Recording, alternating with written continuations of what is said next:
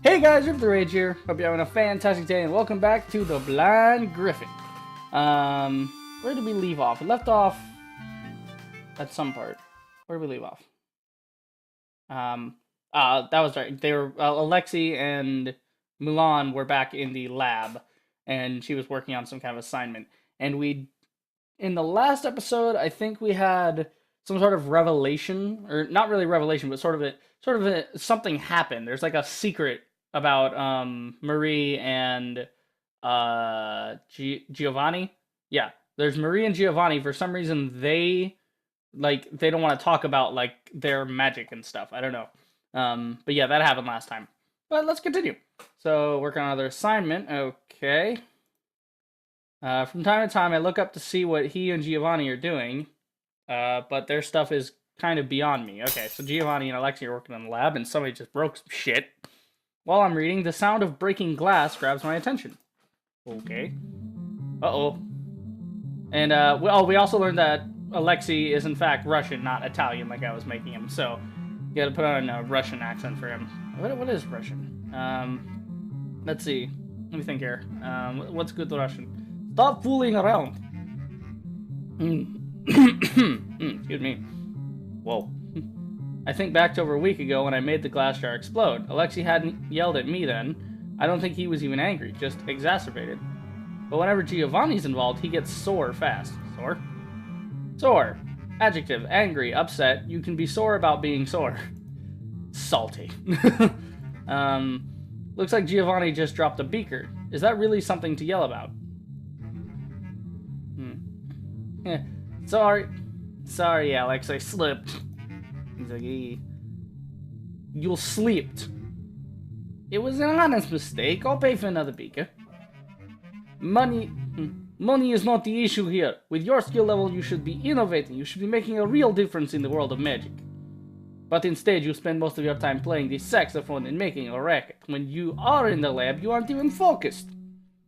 Giovanni just shrugs, like, yeah, fuck ever, man. Some things are more important than magic, Alex. Look, I didn't ask to be born a magician. Why should it be my responsibility to innovate or whatnot? Oh no, Alexi looks angry. Watch your distance or stop them. Guys, stop fighting. Please, no. You're tearing this family apart.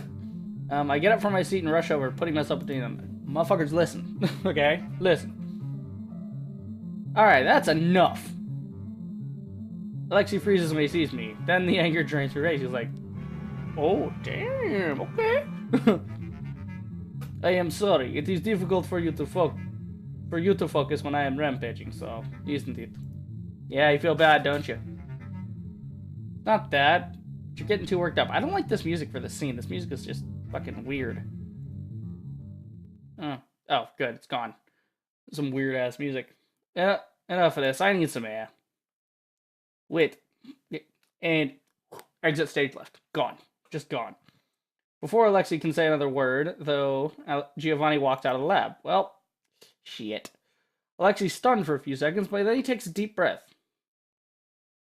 I apologize for the commotion. It's alright, it's all good, my dude. I suppose this is a good time for me to take a break. How far along are you coming in assignment? Have a look. Okay, so what's she working on is my question. He comes over to look at my book and my notes I've been taking, okay? I usually write down a lot of words that I don't recognize when I'm reading. It takes a long time for me to look them up in the dictionary. True. Still, doing that helps me remember. Okay. I know I complained a lot, but I've gotten a lot better at reading and writing in the last 10 days, so thanks. It was worth it. Aww. Yay. I expect him to say, I told you so, but he unexpectedly smiles. Oh, that smile, though. It's so cute. This is good to hear. Hard work is always to be rewarded. He looks over my notes for a while. It seems you have improved tremendously. Perhaps you truly are a genius. Hearing that gives me some mixed feelings, but I'm not anyway. Right? That's right? Well, it looks like it is about time that I leave the band. You mean, do I get to do magic now? Please. Yes, you may practice magic again. Fucking sweet! I can't help jumping up and down a little excited. Or a little. I'm just so excited to get back to actually using magic. I'm excited to actually be able to speak today. What is it? What's the matter, dude? He's not going to scold me for getting excited, is he? You know, I have noticed this for some time, but when you are particularly emotional, the air around you seems to shift around. What do you mean? Well, it is as if light gathers around you. Ugh. He abruptly gets up and picks a book off the shelf. He flips through it for a while before coming back to me. I knew I had heard of this before. You are bending the light around you. I'm what? I'm doing what now? You are not aware of this? I don't even understand what you're talking about. It's like, dude, how the fuck should I know what you're saying? You're talking about like quantum mechanics shit. Light is one of the elements of magic. Right? I know that. Yeah, I learned that already, right? You are unconsciously manipulating the light around you. This seems to suggest that it is your specialty. You have a natural ability for it. Oh, light magic's my specialty? I was hoping it'd be fire or something. Yeah, same? Fucking same? No doubt you only think of light as something weak and useless, but it is quite a rare and useful element to specialize in. Really? Rare? Okay. Yes, I have not encountered another light magic user in some time, if I recall correctly. He's flipping through the book again, right? He lands on a page with some diagrams. Here, can you read this? Lean over and squint at the pages. I think so. The pictures help. This is some detailed explanation of light magic. It would be good for you to try this out and educate yourself on light magic. Alright, but I can really practice magic now, right? Yes, read well and practice until you master it. Sweet, so we are light magician. Cool. I've never been so excited about reading a book. I sit down and get to work with Alexi while Alexi supervises. Okay. So, since Alexi put me on the right track, I've really taken to light magic. It's a lot more useful than I first thought, and light can be powerful if it's concentrated. Nice. But even besides that, I figured out how to do a lot of really interesting, pretty things with the light. It's hard not having a specialty that's more common because there's not a lot of books about it, but it's fun figuring out stuff on my own. Wait, did I just lament a lack of books? Jeez, Alexi's training me well. Yeah. And tell us, Marie, is everything ready for tonight? I think so. Oh, that smug-ass smile, though. The Blind Griffin's expecting a big crowd for Christmas Eve. Oh, yeah, it's Christmas.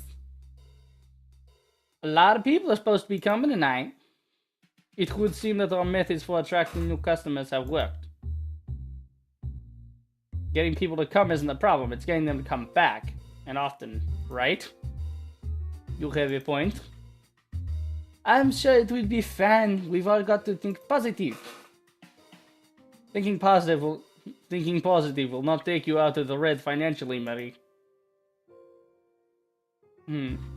Hey. Hey, paying off the cops isn't cheap, you know. It's not my fault. If you do not mind me asking, how many dresses have you bought this month? Oh. She's like, J'accuse!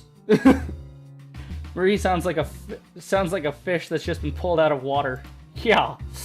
Ooh, awkward. Anyhow, I've been practicing my light magic loads, so maybe I can help out with more than just bartending. Ooh, entertainment perhaps? Giovanni comes up to the bar while I'm polishing glasses. You sure don't need my help tonight, doll? There's gotta be a lot of people. Shake my head. You got a lot to do, Mr. Master Violinist. Me and Emilio will manage somehow. Yeah, if you say so. I'll leave it to you then. A few hours later, the crowd starts coming in. Giovanni snuck back in there for a second. I leave 2 spots at the bar open. Huh? Why isn't anyone sitting here? I'm pretty sure Mr. Yamada and Mrs. Grierson will be here tonight. Oh yeah, I guess they come almost every night, huh? Well, if they're not here by 9, you better let other people sit there. Or else the scary one's gonna have words for you. Does Alexi know you call him that? Who said anything about Alex? You said his name, not me. That means you think he's scary too. That makes you my accomplice, so you better help me keep that nickname a secret, Bearcat. I shake my head and sigh, but Amelia just laughs and walks off. Oh, look at the little old man! Oh, he's got a little fluffy dog! Sure enough, Mr. Yamada comes in and sits down before the hour's up. There are so many people here tonight. Is there some kind of party going on, Mulan? Nah, we just started advertising more. Business sure picked up after you started working here. Yeah, it's got nothing to do with that, trust me. Quiet female voice. What's got nothing to do with you, dear? What? Oh, Mrs. Gerson, good evening. Oh, she old as fuck too. She sits down next to Mr. Yamada and his dog, Arrow. Oh, it's such a cute little fluffy dog.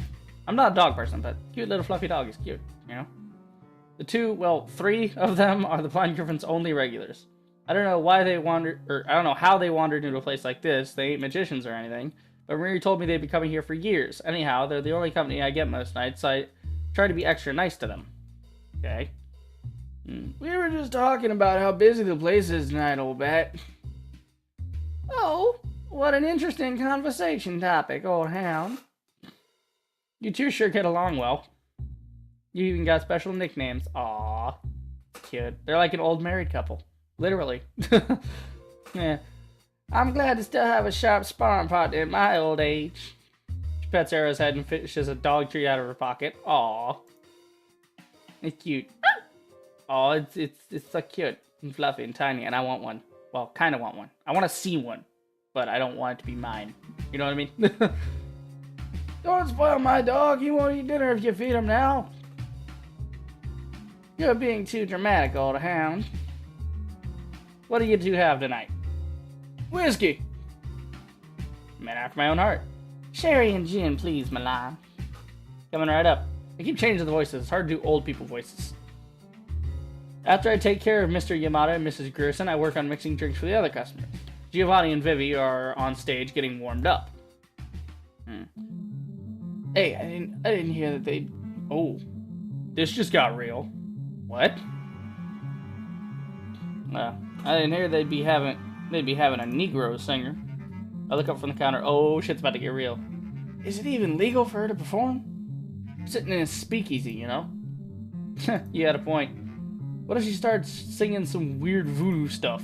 Ooh. Mulan, you best not be having none of this. You best go whoop some ass. Typical. I guess a bar like the Blind Griffin's bound to be strange to folks. I've gotten a weird look or two for being Chinese. And looking like a kid. But Vivi will be fine. I know it. I'd have hopped across that bar and be like, look, motherfucker. You don't like Vivi. You get the fuck out. Okay? Motherfucker. She and Giovanni finally set up on stage.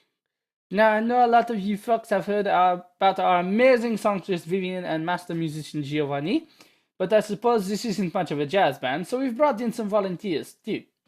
She gestures to her left, and there's Alexei playing on a little piano squished next to the stage. Didn't know he could play. Well, of course he could play. I mean, come on. Aristocratic Russian? Like, of course he's going to play piano. He doesn't look too happy about it, though. When is Alexei ever happy? Without further ado, here is Vivian singing All of My Love for You. Oh, dude, they got changed. They look fabulous. I really like the white on Giovanni. It looks much better than the blue.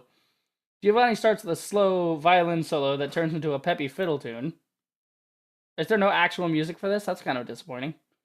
Then when Vivi starts singing, everyone else stops talking. He's a regular songbird. Is this supposed to be the music? What does it matter, really, if she's a Negro? It's all the same once her voice gets on a record. True enough, true enough. Her magic doesn't hurt either. By the end of the night, I bet half the room will be in love with her. Clever. After 2 songs, everyone's got their eyes on the stage. Now that nobody's looking at what I'm doing, maybe I can help. I raise my hands up and focus on the light in the room. Think about it glowing, sparkling. Whoa! Holy shit. She's like flickering the lights. The lights flicker and the whole room starts to glow with a beautiful light. It makes Vivi dazzle even more when she sings her heart out. Wow, how are they doing that? Must be some kind of special light bulbs. Just a little bit more. Oh no, she's gonna blow out the lights in the place, isn't she? Then all of a sudden I hear people screaming. What did you do, Mulan? What's happened? I can't see. Oh no. What are you talking about? Giovanni leaps off the stage. Everybody, calm down now. It's just a little power outage. Oh, she blew the lights out. Well... Okay, so first the music wasn't really in tune with what they described, and now the lights are still on in the scene while he's saying the lights are out? Okay, this is breaking immersion for me. This is kind of not keeping in step with the scene. But moving on. Emilio, why don't you go and check on the breaker? He leans over and whispers something to Emilio, who nods. You got it, Gio. Emilio runs by the counter and stays there, glowering at me. What are they going on about? I can see just fine. Everyone just stay calm and close your eyes. It will be brighter once the lights come back on. I guess the lights used up too much electricity. Lexi gets up from the piano, walks over to me. Uh-oh. Mulan, you need to calm down and fix this. What do you mean? What do you mean fix this? I don't even know what I did. This is your doing, you must reverse it. I don't... You have taken the lights out of the whole fucking place, and you must restore it or else they will stay blinded. Perhaps permanently. Oh god. So I blinded everybody. That's not good. That's why they're all going on about not being able to see. Okay, so that makes a little more sense about me being able to see, but they're not. Okay. That makes a little more sense. Focus, Mulan. You are more than capable of reversing this mistake. Yes. Focus. I nod and try to imagine the lights going back to normal. No more glowing or sparkling. Okay, now open your eyes, everyone. And we're back. That is a relief for her all around. There now, you did just fine. So I blinded all of the patrons. Crap. Let's not do that again. Alexi and Marie go to help the customers. The night goes on without a hitch. But I can't help feeling disappointed in myself for screwing that up. No shit, my dude! After helping close up the bar, I'm sitting in my room. I can't believe I blinded everyone tonight. That could have ended terribly. I don't even want to think about how angry Alexi's going to be. Just then I hear a knock at the door. Mulan, are you still awake? Speak of the devil and he will appear. Yeah, I'm still awake. Come in.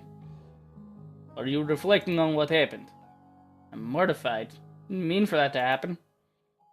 I know that you did not. However, next time you should tell me if you are planning on using magic of that scale. I could have helped. Really? I am your mentor. It is my job to support you. He's a lot calmer than I expected, but that just makes me feel worse somehow. I just wanted to help. Aw, poor Mulan. I know. I tried too hard to use magic I wasn't familiar with. I should have practiced more first. It is perfectly alright to make mistakes, you know. That is a part of learning. That's completely different from what you said before when you banned me from using magic a few weeks ago. I was only irritated then because you were not reflecting on your actions. You were being careless and had no idea why you had messed up. No worse than that. You did not wish to know. I never thought of it that way before, but if so, he has a point. I was being pretty stubborn. However, it is clear to me right now that you are reflecting seriously.